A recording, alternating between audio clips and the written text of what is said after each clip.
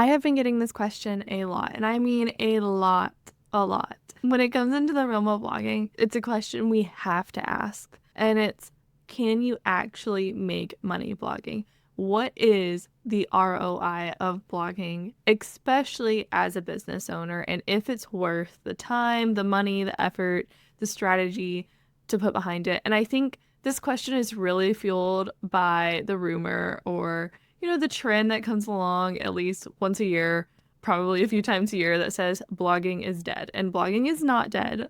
I promise, as someone whose job it is to blog and teach others how to blog and use SEO and leverage SEO for small businesses, blogging is not dead. Can guarantee, can confirm. But on that same note, I can also say that there's not a singular solid ROI for blogging. It really depends across industries in almost a lawyer-like fashion. I have to answer, what is the ROI of blogging, as it depends. Because it does depend. It depends on your industry, your offers. It depends on, what does your funnel look like? Can you convert the traffic that you're already getting to your website? Because that is what blogging is. It's visibility. Yes, it can meet people throughout your funnel. So it can meet these people who don't know anything about your offers, but know that they have a problem and find you as the solution. And so you have that awareness building, or they can find you at the end of the funnel where they're like, I know what my problem is. I know what the solution is. I just don't know who I want to trust. And so that blog post serves as that trust building connection point. But let me back up a minute and talk about the results that my clients have seen, my students have seen, and I have seen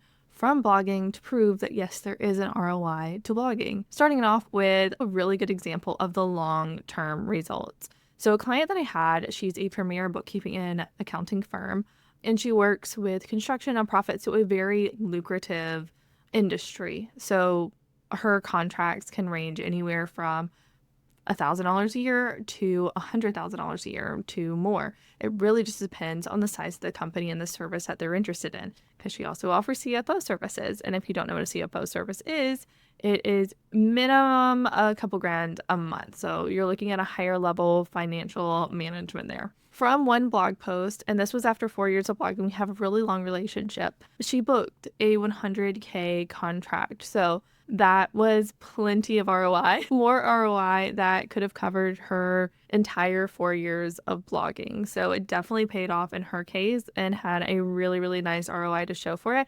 And that doesn't take into consideration any other clients that she booked through blogging, what she did. Coming back to more of our industry as creatives, I've blogged for a podcasting editor, podcasting strategist, and we blogged for about 2 years, turned her podcast episodes into blog posts, and she still gets inquiries. And it's been at least 6 to maybe 7 months from recording this video since she's posted anything at all. We all have seasons where we're just like, I gotta step back. And she's still getting inquiries from Google. So you see what I mean? And we have to think about it this way too. For her specifically, she works on retainers. So she has one-off services and retainers. So whenever a client comes through, she has this potential for a long-term relationship. So the longer she works with that person, the more the ROI for that blog post continues to increase. So again, it just depends. Or I've had students who worked with me through a workshop or grabbed a blogging kit. So little DIY kits that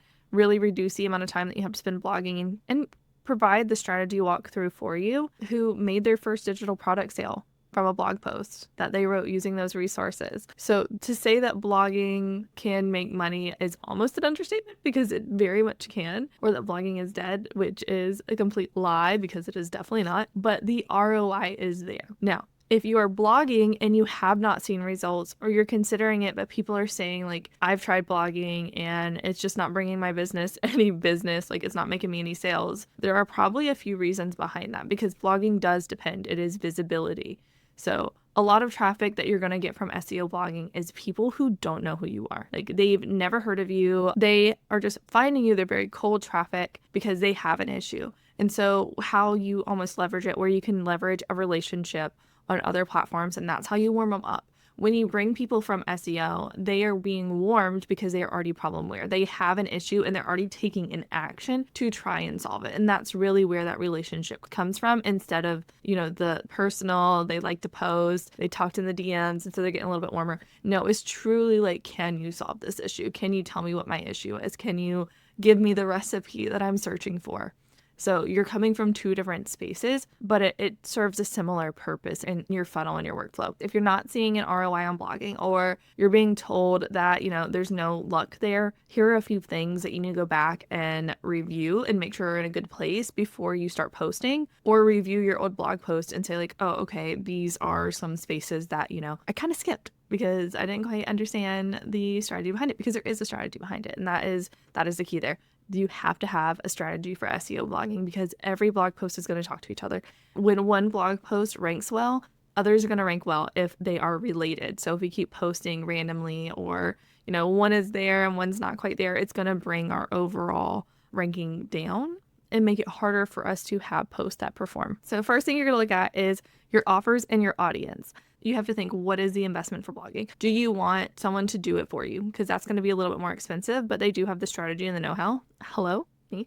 But that is more expensive, so it's more money out of pocket. Do you want to DIY it? DIY, you can find resources, really good ones, to help you out to kind of reduce the time, but it is going to still be a time commitment. So do you have that time to invest? Or more of a done with you, like a program. So you just need some help getting started. You want some help with the strategy, but once you have that foundation laid, you're like, I got it. I'm okay spending the 30 to 45 minutes on a blog post and it'd be fine, because yes, it can be 30 to 45 minutes. It does not have to be 4 to 5 hours. And so you have to think about that. So that comes back to your offer and your audience, because if you only need one client, so like my premier accounting client, if you only need one client at 100K for the year to get back the money that you've spent and then some, that goes into your strategy. But if you're like, I would need 100 clients at 1K, you have to think about the strategy behind that too. And then you have to think, okay, then, it's going to be slower in the beginning and it continues to snowball and compound to do the same thing. And it applies to e-commerce or digital products or programs. Like, what is your offers? Who is your audience? Are they used to paying a higher ticket? Is it lower ticket? Are you playing a volume game? We can have one client. We can have 10 clients come from this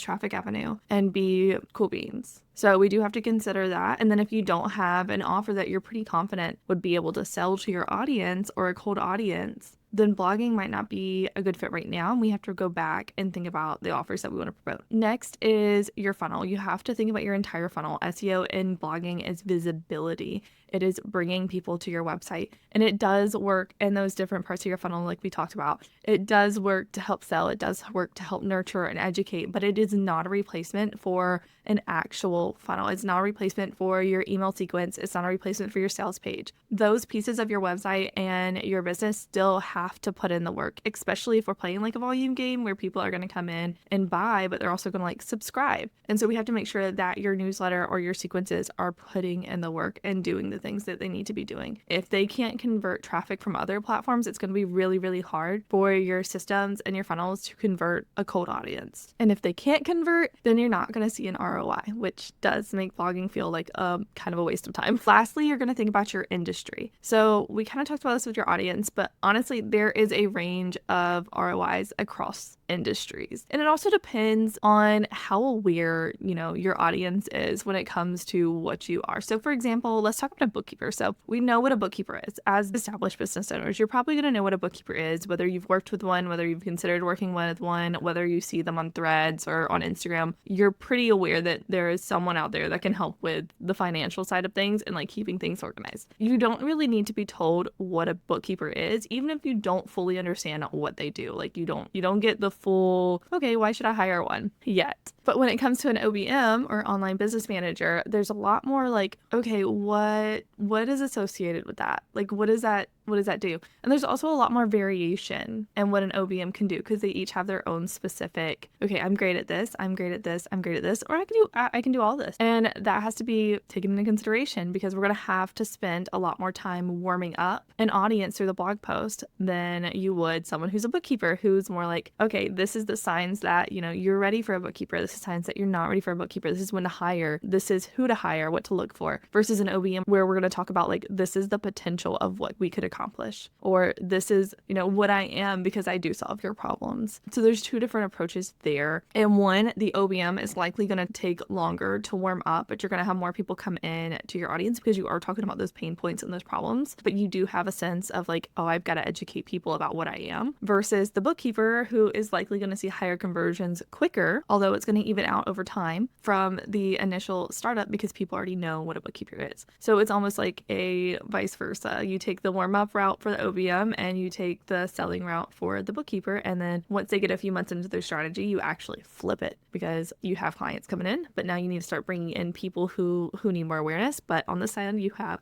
people coming in and you're building awareness, and then you need to flip it to, okay, now these people need to convert. People have a better awareness. And so let's get into the conversion side of things. So it's different strategies, but both bring in ROI. But if you're not approaching it with the right approach, the right strategy, you're not going to see that ROI. And again, it's going to make blogging feel like a pain in the butt. Now, lastly, if you are blogging, you have to make sure it's discoverable. This is probably the biggest mistake I see, because when we come into blogging, we're pretty dedicated about like who we're serving, what we're doing. So that's not usually too much of a problem, but a huge issue is how we reach those people. So a big portion of blogging is discoverability. It's, okay, are we getting the right keyword to match the search? Because us as experts, we're going to talk about it in a specific way. I'm going to talk about things like SEO in a specific way. You're going to talk about your stuff in a specific way. And sometimes it does not actually match up with how your audience is searching, specifically one who is coming from no relation to you. So you have to find a keyword. So that's where the keyword research comes in. So find a keyword that is based on what your people are actually searching. And that's where the data comes in. You can research it using a keyword tool and find like, what is the volume? What is the difficulty? Like, do I actually have the opportunity to rank for this? Or is this taken by like a big giant industry or agency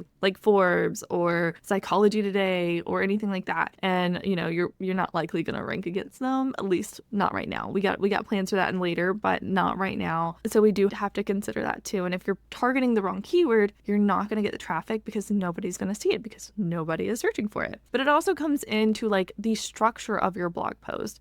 Is it readable? Is it made for humans? Is it made to clearly see like, this is the beginning, this is the next idea, and these are the supporting ideas, and then here's our call to action? Like, do you have your headers? Do you have your paragraphs? Do you have that information to make an experience that a reader really enjoys, that a reader can actually consume and therefore convert? But also a search engine or AI engine, so think ChatGPT, Perplexity, Google, Bing, can actually pull the HTML. So a search engine is going to look at the user experience and the HTML, but a lot of LLMs and AI are going to look at the HTML behind the scenes versus the user experience, because they're just going to pull that information to try and put you in the right place. So we have to make sure that that structure is in the right place. So if you have previously not been following good structure, there's a very good chance that your blog posts are not going to rank. And I said this a minute ago, but I'm just going to reiterate it. We have to make sure our blog posts are written for people. Everybody likes to say we got to write for bots, or, we can't get too personal.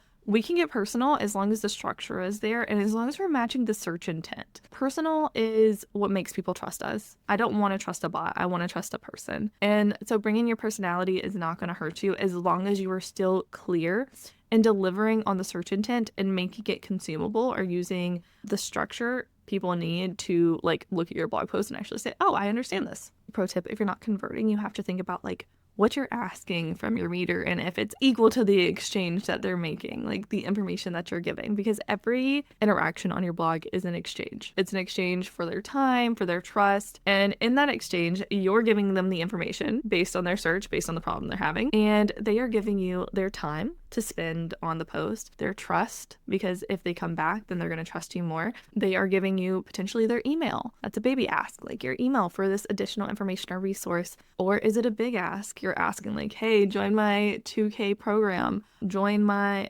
book your 15K copy plus design project. So we have to think about that exchange there and what the information we're giving and if it feels right for that post, because if it's not, we're not going to see conversions, or it's just feels off because it might be the wrong ask, or it might be too big of an ask for the content that we're writing or the mental preparation of where your audience is coming from. And while I would love to do it for you, to just blog for you all the time, and I can, you can hire me. you can DIY it and you can start slow. It doesn't have to be blogging every week. You can start with 1 to 2 blog posts a month, and that will continue to snowball over time. People usually recommend, and I recommend 4 posts a month just because it keeps that momentum and builds a good foundation. And then once you have like a kind of like a foundational blog post, so around like 12, maybe 24 posts on site, you can kind of slow down and it'll continue to snowball a little bit better. But if you don't have the time and you want to DIY, 1 to 2. 1 to 2 a month is perfectly fine.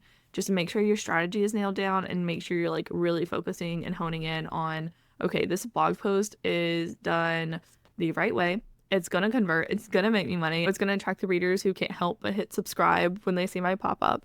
Like, just coming into it with that mindset. And if you absolutely love the idea of blogging, you're like, okay, I know that blogging can make me money. I know that there is an ROI, but I am really just not convinced that I need to spend 5 to 6 hours, 4 to 5 hours on a blog post 1 to 2 times a month. I highly recommend, in that case, that you check out the blogging kits. The blogging kits are individual kits designed to help you write a specific type of blog post. So there's everything from tutorials to guides to listicles to review blog posts, which are my absolute favorite because they are so easy to pull together. And they're probably the easiest if you are a blogging and SEO beginner to really start seeing that traction, because there is a huge amount of opportunity there. But they can turn your 5 hours of blog writing, your 4 hours of blog writing into 30 to 45 minutes and then an hour max by following a preset structure, giving you options, showing you, keyword examples, keyword templates, post templates, like title templates, telling you exactly what to post, when to post, where to post it, and just making the entire process easier so that you can truly make money blogging for your business.